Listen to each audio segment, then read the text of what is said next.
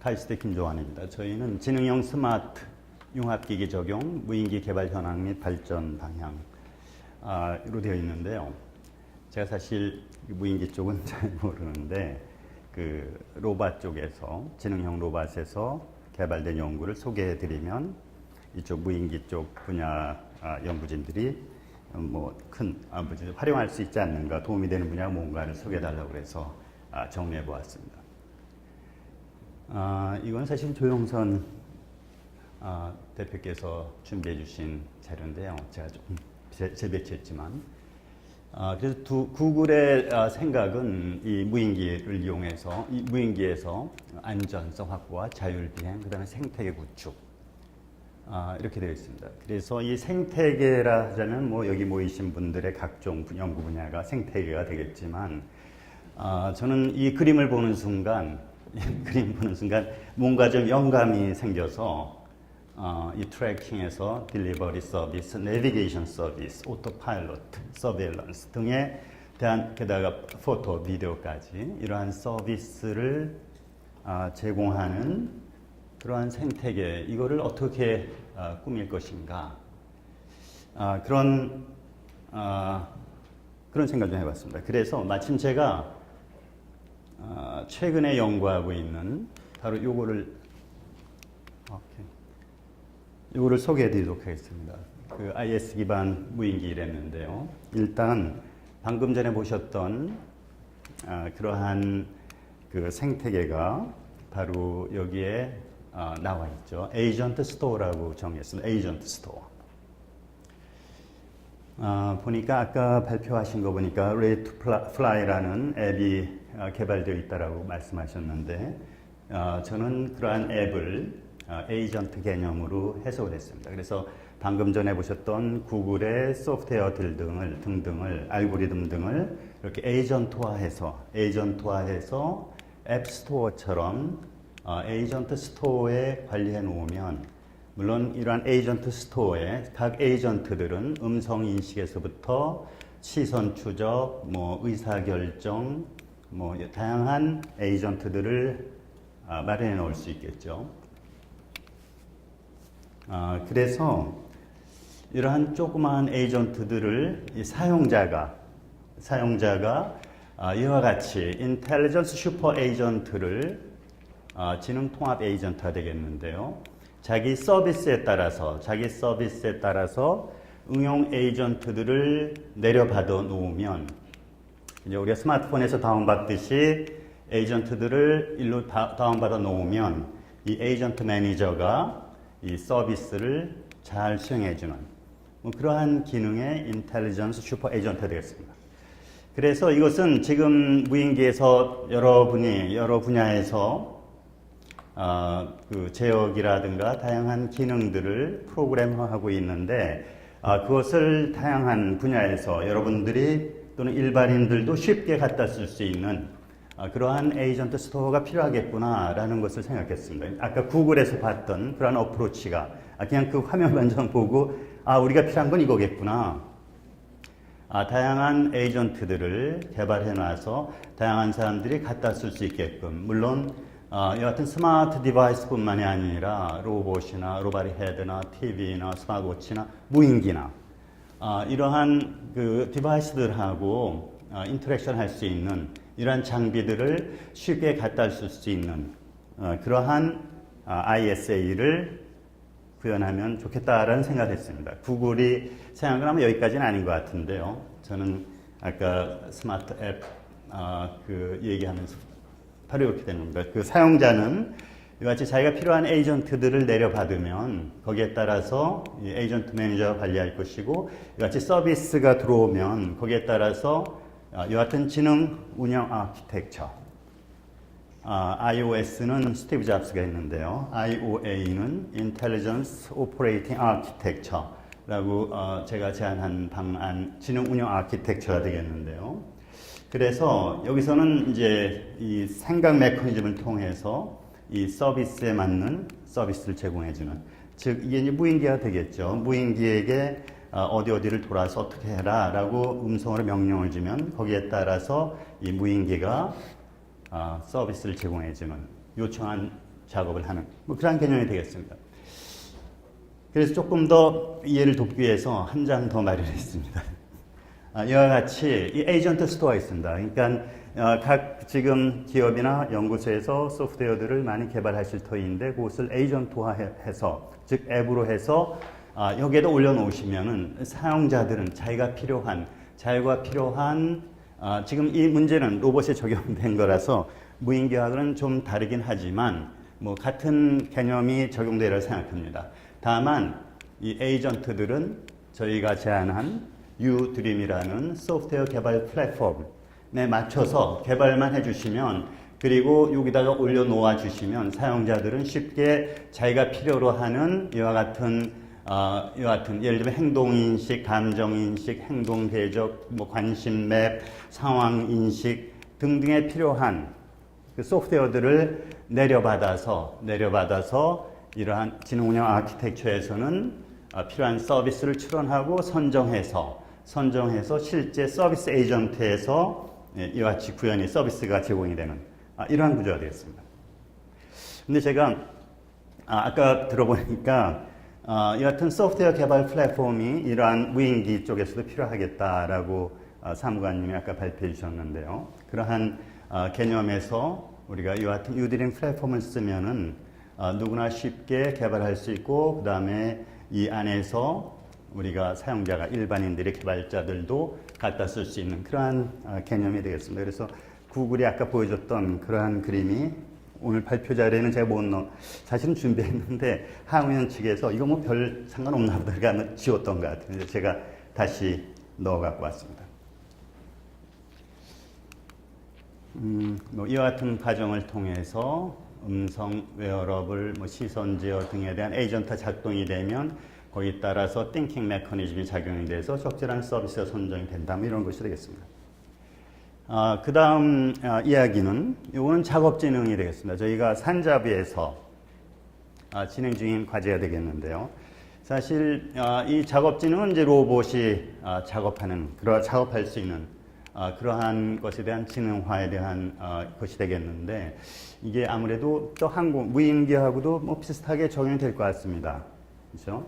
지금 제가 아까 앞에 발표하신 분들 이렇게 말씀 발표하신 거 들어보니까 이런 부분이 지능화 부분이 좀 약한 게 아닌가 하는 생각을 좀 해봤습니다. 그리고 저도 그러면 무인기에 대한 지능화를 어떻게 할 것이냐를 제가 많이 연구해서 갖고 왔으면 좋았을 텐데 거기까지는 제가 못했습니다. 아마 여기 다른 위원님들이 추가로 더 말씀해 주시라고 기대합니다.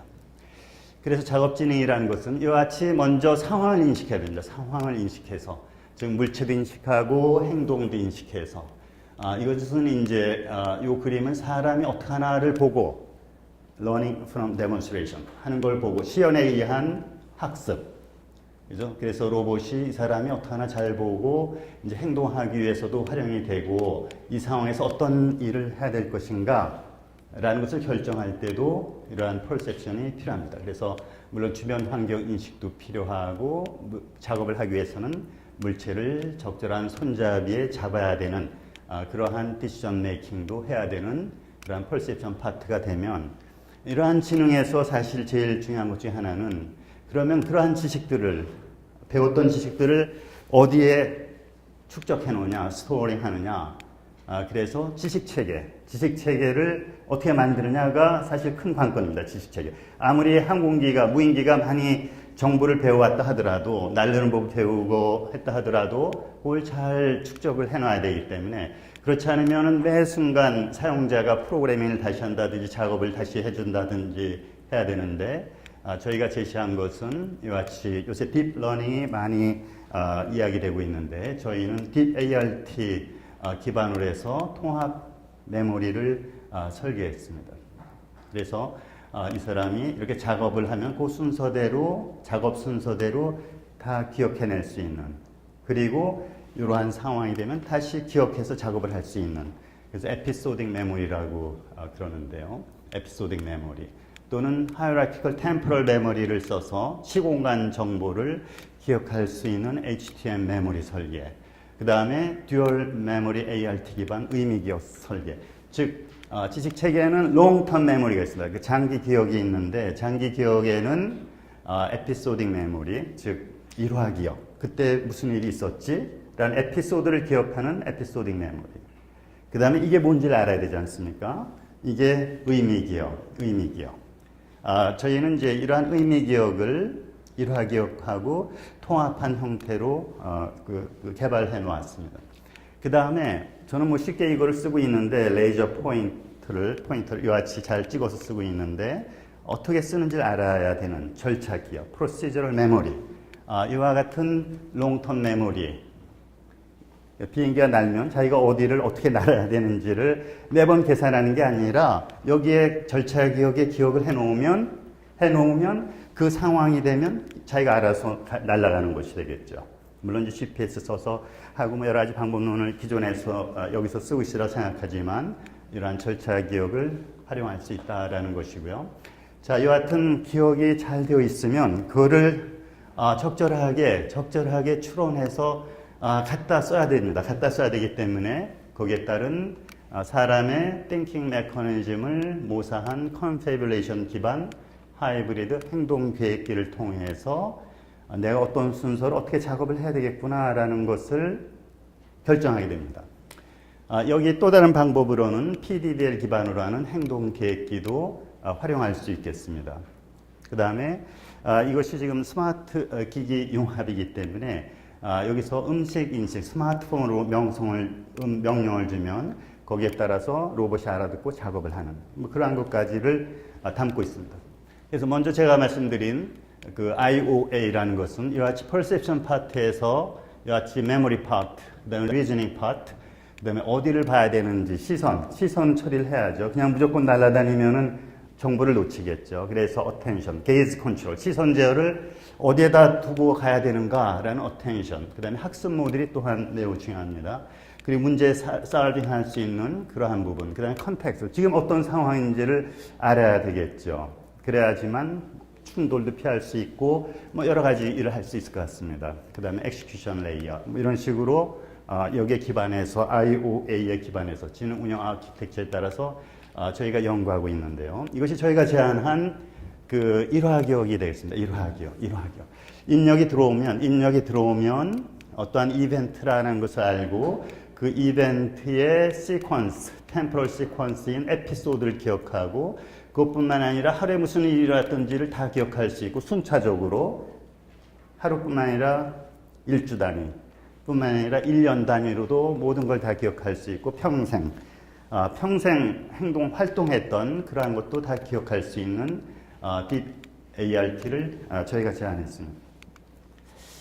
또 하나는 이것은 아까 말씀드린 Hierarchical Temporal Memory가 되겠는데요. 이와 같은 사람의 그 니오콜텍스에 기반한 이와 같은 그 뉴런을 배치해서 신경망을 구현한 HTM 기반이 있습니다.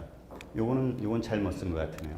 어쨌든 이것도 HTM인데 이 HTM 방법으로도 이 일화 기억을 구현할 수 있는데 문제는 이 ART로 했을 때에는 이거의 문제는 새로운 정보가 들어오면 이 웨이트들을 다 다시 학습해야 되지만 얘는 Deep ART는 물론 이거 잘못 오타입니다.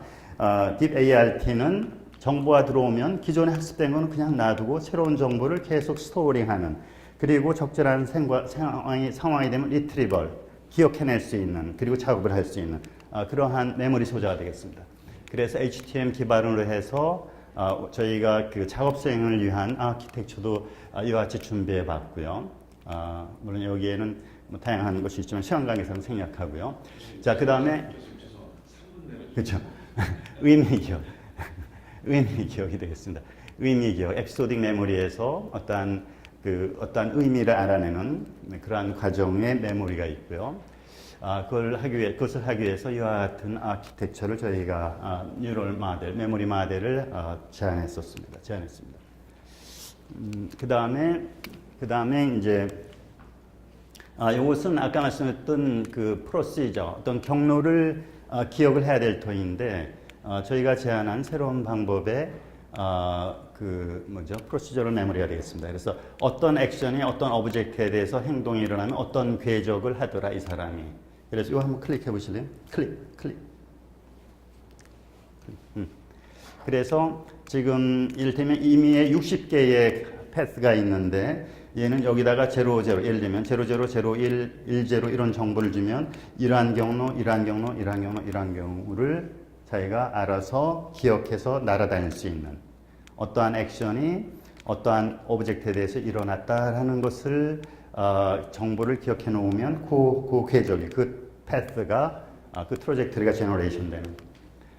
그리고 아까 그 무인항공기에서도 많은 그 경로 회피 알고리즘이 필요한데 저희가 제안한 이와 같은 그 서치 알고리즘은 아주 완벽하게 해를 찾는 것을 알 수 있었고요. 이러한 것이 작업 지능에 적용이 됐습니다. 그 다음에 이것은 이제 생각 기반에 대한 것인데요. 사람이 생각하는 과정을 모사해서 행동 계획을 할 수 있다라는 것이고요. 그 다음에 어떤 오브젝트, 어떤 상황일 때 어떤 액션을 하면 어떤 이펙트가 있다라는 것을 다 기반으로 해서 행동 계획하는 그런 Situated Affordance. 그 다음에 PDD에 대해서도 다음과 같이 통해서 이와 같은 이제 작업이 있는데 시간 관계상 생략하겠습니다. 그 다음에 이와 같은 스마트폰에서 이와 같이 I am hungry, 배고프다라고 그러면 이 로봇은 이와 같이 다양한 에피소드를 이미 Deep ART에 기억이 되어 있기 때문에 이 중에 하나의 작업을 수행을 하게 됩니다. 즉 내가 배고프다 그래도 시리얼을 만들어 달라는 거구나. 그래서 사용자에게 시리얼을 만들어주는 그러한 것이 바로 아까 말씀드린 에피소딕 메모리를 쓰는 방법이 되겠습니다. 그래서 클릭 한번 해볼게요. 그래서 이것은 Learning from Demonstration이 되는데 이렇게 이와 같이 작업 순서를 해주면 로봇은 이와 같이 매 순서 단위 행동들을 기억을 해두게 됩니다. 기억을 해서 근데 우리가 제안한 것은 바로 이 상황이면은 바로 이걸 해야 되겠구나. 주스랑 시리얼을 만들어야 되겠구나. 근데 기존의 방법은 엉뚱한 생각을 하고 있죠. 엉뚱한 생각. 토의를 정리하는 건가? 좀 엉뚱한 생각을 하고 있습니다. 근데 우리 Deep ART는 정확하게 기억해서 이 같은 작업 순서들을 정확히 다시 리트리버를 해서 작업을 하는 그러한 순서가 되겠습니다. 자, 그 다음에 시황계산 이 부분은 간단하게 넘어가겠습니다. 조금 더 보충 설명이 있으라고 믿고, 인공지능과, 이건 이제 충남대학교 석진영 교수님이 준비해 주신 것인데요. 그래서 인공지능에 대한 정의라든가 활용 분야를 설명해 주셨고요. 그래서 인공지능에서 지능기술의 핵심은 뉴럴 네트워크가 아니겠는가, 그 다음에 학습이 아니겠는가, 강화학습, 그 다음에 딥러닝이 아니겠는가, 이렇게 보고 계십니다. 그래서 이것을 응용하기 위해서는 뉴럴 네트워크를 신경망을 이용해서 강화학습을 이용해서 비정상으로 날 때는 제대로 잘 제어할 수 있게끔 성능 향상을 꾀하는 데에 인공지능을 활용할 수 있다 이런 걸 말씀해 주셨고요. 엔비디아에서는 이러한 보드가 있어서 딥러닝이 가능해서 물체 인식 및 식별 무인항공기의 항법 알고리즘에 적용이 가능하다라는 것을 소개해 주셨습니다. 그 다음에 이것은 산업 전망이 되겠는데요. 앞에서 잘 발표해 주셨으니까 생략하기로 하고요. 그래서 이러한 무인지능화를 위한 과제들이 이와 같이 잘 준비해 주셨는데요. 이것도 역시 앞부분에서 많이 거론된 부분이죠. 그래서 이것도 생략하겠습니다. 그 다음에 이것은 심규철 부사장님이 JBT 측에서 준비해 주신 건데요. 이것도 무인항공기 활용 분야가 되겠습니다. 그래서 재난안전관리 스마트 시스템에 이러한 무인기를 쓰면 좋겠다라고 제안을 해주셨고요. 그래서 이것을 활용하기 위해서는 이와 같은 관제탑이 필요하다. 그래서 아까 앞에서 발표해 주신 그러한 자동 관제탑, 그 다음에 자동 관제 기술, 이것이 필요하다라고 제안해 주셨고요. 그 다음에 이것은 활용 분야에 대해서 상황 모니터링, 영상 전송, 구호물품 이송, 3D 지형 관측 및 활용에 대해서 이러한 활용 등이 필요하다라고 제안해 주셨고요. 그래서 실제로 이와 같이 배와 이와 같은 무인기 사이 협업을 통해서 재난 안전 관리를 하면 어떻겠는가라고 제시해 주셨습니다. 네, 이상입니다. 원론적인 말씀을 드리겠습니다. 거기 자동차가 먼저입니까? 길이 먼저입니까? 저는 이제 무인기 진흥화 관련돼가지고 길을 잘 찾아가는 분위기를 만들어야 우리 무인기 시장이 세계 시장으로 나름대로 선도하지 않겠느냐 하는 측면에서 말씀드립니다. 아웃만 고속도로가 있었기 때문에 현재 이제 자율주행 자동차가 자율주행 자동차가 나온다고까지 이야기를 합니다. 그런데 지금 이제 무인기는 굳이 아직 어디를 가야 되는지를 모르고 있습니다. 그래서 지금 현재 이제 논의되고 있는 건 미국 중심으로 해가지고 무인기는 150m 이상은 이렇게 날 수 없다. 그 정도로 지금 논의하는 단계고, 아까 이제 ICT 문과에서 이야기를 했습니다만, 나사에서 이제 UTM, 그러니까 무인 항공기 기반의 이제 무인기가 이렇게 있는 스카이웨이를 만들려고 하고 있습니다. 이것이 이제 지오펜싱이라고 하는데, 이제 무인기는 이제 비행기이기 때문에 첫째가 안전적이고 둘째가 무인기가 촬영을 이용이 되면은 많이 그런 가령 이제 무인기가 VIP 시설에 대해 어떤 위험을 가겠다. 그러면 이제 이 전반적으로 이제 무인기를 구성하는 쪽이 아니라 규제하는 부분으로 해야 되는 문제가 됩니다. 그래서 지금 이제 저희들이 지금 이제 무인기 산업은 이제 있다는 얘기인데, 그것이 한국의 무인기 산업을 위해서 가장 핵심적인 차별화 기술로 세계 시장에서 작동할 것입니다. 저는 그것을 한국과 반대로 봅니다. 지금 만약 이제 무인기가 이제 우리 이제 자동차가 다니는 도로가 있습니다. 그런데 지금 무인기가 어디를 들어야 되나 너무 자유를 많이 주면은 결국 이게 통제가 안 되는 거고 이게 사고가 하는 겁니다. 그래서 저는 이제 여러 군데다가 제가 제안을 하고 있는 게 지상 도로망은 어차피 자동차가 다니는 길이 있다니까 많은 세계적으로 인프라 이런 거 투자하는 길이 있는데 그 위에 이제 레이어별로 해서 이제 가상 도로망을 만들고 있습니다. 그러면 그 가상 도로망에 이제 무인기가 접근하면은 큰 관제가 되는 거죠. 그 경로가 아닌 다른 쪽에서 접근하면 이건 테러가 됐든지 뭔가 이제 피하는 방식이지 않을까. 그렇게 보고 있습니다. 그래서 미국은 현재 UTM 체계라고 비행기 같은 체계를 그대로 가지고 있습니다. 근데 지금 저희는 지상으로부터 한번 올라가는 식으로 접근하는 하는 게 이제 오늘 좀 포함을 좀 시켰습니다. 그래서 이제 근데 이런 부분이 이제 무인기의 안전성, 왜냐하면 앞으로 무인기는 결국은 작은 비행이 안 되기 때문에 산업을 하는 겁니다.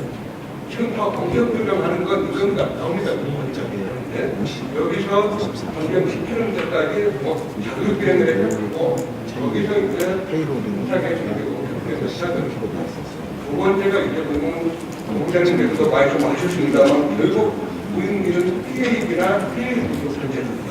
그러면 PAB나 PAB는 거기로 가죠. 그래서 이제 그런 부분에 대한 상당한 연구를 통해가지고 세계적인 표준화가 있고 그게 이제 한국의 IT 기술을 통해서 이를 가지고 무인기 산업화가 이상입니다. 감사합니다. 다시 말씀 주시죠. 석정 교수님. 예, 충남대학교 진행입니다. 제가 그 수업을 개설하는 게 있는데 무인기 시스템이라는 수업입니다. 4학년 대상을 하는데 그때 항상 나오는 말이 이제 자동화와 자율화의 차이점을 설명하리라 뭐 이런 저희가 시험도 내고 합니다. 결국 아직 현재까지의 기술은 많은 부분이 오토매틱 컨트롤, 그러니까 자동화까지는 되지만 사실 자율화 입장에서 보면 이건 아직 한 단계 조금 더 나아가야 되는 일이 되고 미래의 기술이 되어 있는 거죠. 근데 어떻게 보면 좀 기계적으로 되어 있는 아직도 그런 자동화의 수준의 많은 현재의 기술들이 머무르고 있다. 그리고 앞으로 미래에는 이제 자율화로 가야 되는데 자율화로 가는 부분에는 이제 확실히 이런 인공지능이라든지 여기서 말씀하셨듯이 그 뉴럴 네트를 이용한다든지 그 RL, 레인포스먼트 러닝을 이용한다든지 뭐 딥러닝 이런 쪽으로 가는데 사실 인공지능 뭐 기사에 보면 수십 년 동안 지지부진하게 있다. 최근 들어서 아주 지금 딥러닝을 통해서 인간의 사고 체계를 모방하는 유사한 식으로 쓰게 된 그렇게 발전을 해나가고 있듯이 사실 저희도 자율화 쪽에 뉴럴네트라든지 이런 걸 이용한 게 그동안 너무는 많이 나왔습니다만 아직도 사실 상당히 지지부진한 상태입니다. 그래서 그런데 이제 무인기가 이렇게 전방위적으로 활성화되는 상황이 되면 당연히 이쪽 자율화 쪽도 상당한 기술적 직보가 아주 빠른 시간 안에 이루어질 것으로 생각이 되고요. 대표적으로 그게 어떤 형태로 그런 이루어질 것이냐를 보면 그 무인기의 생존성 향상, 말하자면 비행 중에서 군용 같은 경우 중간에 탄을 맞아서 피탐이 된 상황에서도 자기가 스스로 살아온다든지 보장 진단을 실시간으로 한다든지 그다음에 어떤 절차적인 문제를 해결을 해서 아주 생존성을 향상하는 쪽으로 갈 것이고 임무 수행, 영상을 이용한 식별, 탐지 그런 알고리즘이라든지 이런 부분에서 아마 성능이 될 것이고 꼭 그게 온보드로 되어 있는 무인기뿐 아니라 지상에서 있는 그라운드 스테이션도 이런 기술들이 상당히 다 적용이 돼서 아마 전방위적으로 많은 그 소프트웨어적인 측면에서 보면 또 이게 계산량도 상당히 문제가 되는데 이제 앞으로 되면 그 하드웨어도 굉장히 아까 프로그램에서도 얘기가 나왔습니다만 상당히 그런 발전들에 대해서 앞으로 아마 빠른 시간 안에 변화가 이쪽으로 자율화의 발전이 되지 않을까 생각합니다. 이상입니다. 오늘 마지막 순서가 되겠습니다. 그리고 신주철 부장님께서. 예, 간단하게 말씀드리겠습니다. 재난안전관리 스마트 시스템 분야 간사학부의 신규철입니다.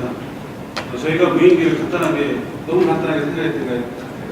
근데 오늘 들어보니까 너무나 제한적인 요소도 많고 또 앞으로 헤쳐나가야 될 일도 되게 많은 것이고 여러 가지 통신 문제라든지 또 인공지능이라든지 하지만 지금 우리가 항공기를 띄우고 있으니까 무인기도 당연히 갈 거라고 생각하고 여러 가지 소재 문제라든지 이런 것들도 다 같이 해결하다 보면 재난관리에 굉장히 획기적인 요소가 될 것 같습니다. 그래서 여러분들이 잘 개발해서 생태계에 조성이 돼서 재난안전관리에 좋은 하나의 툴이 됐으면 좋겠습니다. 감사합니다.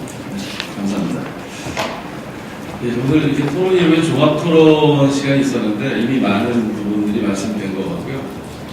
아마 종합 토론을 가지려면 꽤 많은 시간을 가지게 될 것 같습니다. 그래서 제가 이 정도에서 마무리하면서 제가 우리 주임단장으로 한 말씀을 좀 드리면 그동안 제가 아까 발표드린 아주 간단히 발표했습니다만 무인기 체계개발 교육뿐만이 아니라 무인기를 포함한 무인이동체, 아까 원천기술과 미래선도 기술을 하기 위한 각 분야의 많은 전문가들과 의견을 나눴고 많은 세미나를 했었습니다. 오늘 더 느낀 것은 더 폭을 넓혀서 지금 18대인데 오늘 다뤄지지 않은 분야도 있을 수 있고요.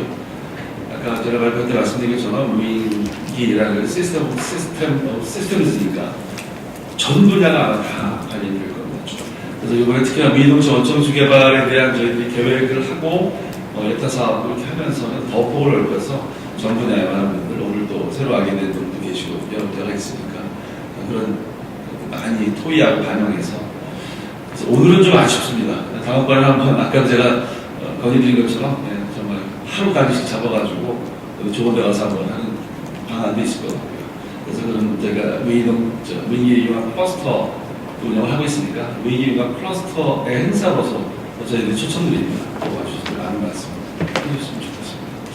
이상으로 오늘 그냥 아침으로 미래성장동력 무인기 융합 오픈토 행사를 마치도록 하겠습니다. 감사합니다.